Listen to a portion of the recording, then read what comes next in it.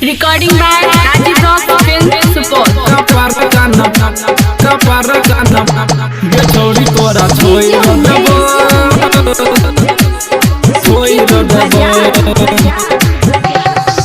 नया नया कपड़ा पहन के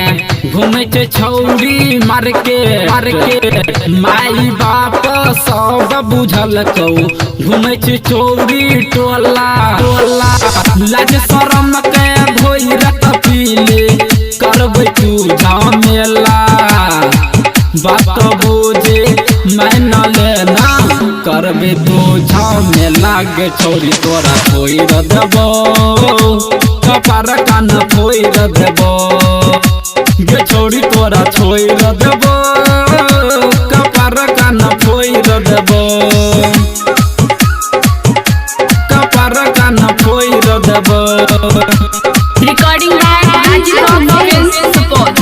कपार कान फोई देबो गे छोरी तोरा छोई देबो कपार कान फोई देबो पैसा भेजने रियो गे रुबिया सोहो नहीं गलको होठ में लाली कान में बाली रिबन की न गलको हे गए उनके ओरने टंगरी पले ले करबे तू झमेला नजर फरक सब देखो करबे तू झमेला गे छोरी तोरा छोई देबो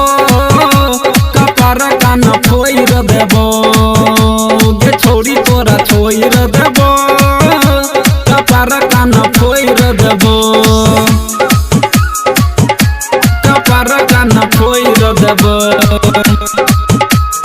DJ Umesh. कपार कान फोई देबो गे छोरी तोरा छोई देबो कपार कान फोई देबो घरी गछ में छेलोगे रुबिया सोहो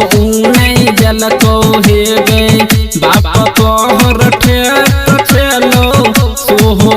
नहीं जलको हे गए सुनी सबरिया दिन सराव बिसरिस्ता लेला जोरे घर के काम काज छोड़ करबो तू बल जोरी गे छोरी तोरा छोई देबो कपार कान